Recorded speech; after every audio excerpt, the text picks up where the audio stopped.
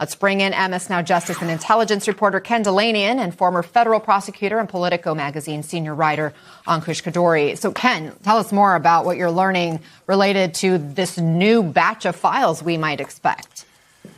Well, what we're being told is that the Justice Department is doing this under pressure after reporting by MS Now and others about potentially missing files that should have been released, that were not released, that may have been withheld under the review process. And what the DOJ is saying is that if that happened, that was a mistake. And they're saying that, I'll just read from a statement that we got from the Justice Department. DOJ has always stated in filings with the court, letters to Congress, and public statements that with a production of this magnitude, required within an unprecedented time frame, mistakes are inevitable. And should anything be found to have been improperly tagged in the review process and is responsive to the act, the department will, of course, publish it. And again, we're told that fairly soon, within a few days, the DOJ is going to release another batch of potentially thousands of files. Whether there's going to be anything new in these files remain to be seen. But this is coming as the Justice Department is under enormous pressure, and this subpoena of Pam Bondi just underscores that pressure. This is an extraordinary rebuke of the Trump administration by people from their own party. Walk us through what exactly this subpoena calls for.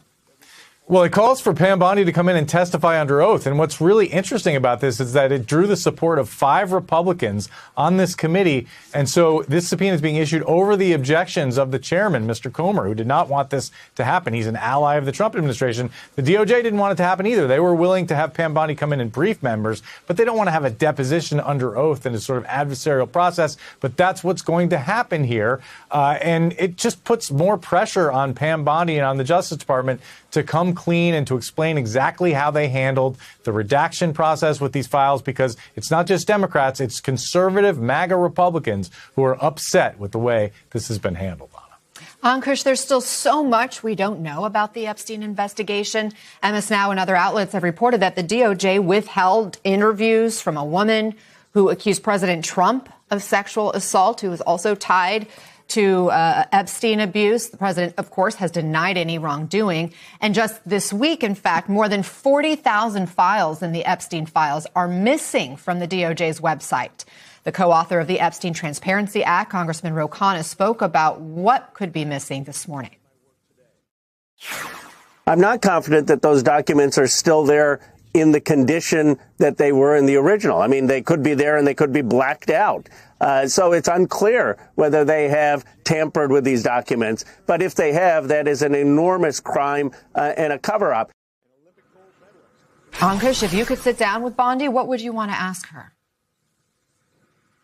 You know, there are 2 sets of objections or concerns that people have with the Department of Justice he's handling. One is a process objection. I use the word process not to diminish it. You know, we're talking about mistaken redactions, putting up files and withdrawing them, revealing victims, cooperating witnesses, all that sorts of stuff. So I would be asking her a lot about the process by which the Justice Department went through this effort and why it was so bungled, particularly since they had quite a bit of time to get prepared last year. And frankly, they kind of brought this on themselves by bungling the whole disclosure, including Bondi's comments over the course of last year before the law passed. So I would be asking about that. You know, then there's the separate questions that people have about sort of the substantive outcome of the investigation. You know, why isn't this person or that person, or why haven't more people been charged? I am not sure she is the right person to be asking those questions, but I understand why people want to. I think, you know, I don't quite understand why this isn't on the table, but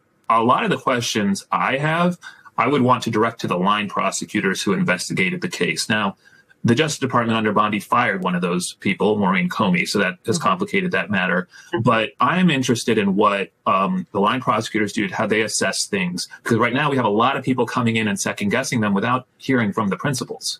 That's a real good point. I'm just thinking about how combative the Attorney General has been when it comes to lawmakers. There's certainly no love lost. There's really been a lot of disrespect we've witnessed when she was before the Judiciary Committee previously. What happens if Bondi just doesn't comply with this subpoena? Wouldn't it be the DOJ typically that would have to hold her accountable?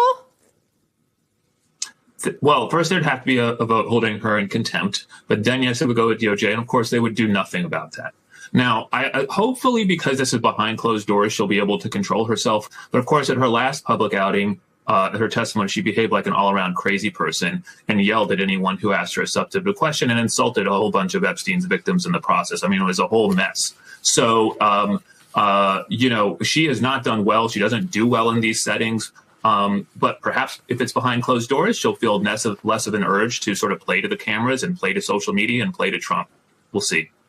Got to leave it there for now, guys. Ankush Kadori, Ken Delanian, thank you both. The Epstein story is back in the spotlight once again, and this time it's coming straight from Washington. The Justice Department says a new series of documents tied to the Jeffrey Epstein investigation could be released fairly soon, and the timing couldn't be more politically charged. Why? Because at the exact same time, the House Oversight Committee has voted to subpoena Attorney General Pam Bondi. Lawmakers want her to come in and explain how the investigation has been handled, what documents exist, and why certain records have or haven't been made public. And that's where things start getting intense. The Oversight Committee's vote signals that Congress is not just watching this case from the sidelines anymore. They want answers under oath. Members of the committee say there are still major questions surrounding the Epstein investigation, from how evidence was handled to whether all relevant records have been released to the public. Now remember, the Epstein case has been surrounded by years of controversy, speculation, and political debate. Epstein, the financier who faced federal sex trafficking charges involving underage girls, died in federal custody in 2019 while awaiting trial. His death was ruled a suicide, but the circumstances around it and the powerful connections surrounding him have kept the case in the national conversation ever since. So when the Justice Department says more documents could be coming soon, you can imagine the reaction. Journalists, lawmakers, and the public are all asking the same question. What exactly will be in those files? Will they shed new light on Epstein's network? Will they clarify unanswered questions from earlier investigations? Or will they simply add more pieces to an already massive paper trail? At the same time, Bondi's subpoena means Congress is preparing for a high-stakes showdown over transparency and accountability. And in Washington, when subpoenas and document releases collide like this, one thing is almost guaranteed. The political temperature is about to rise.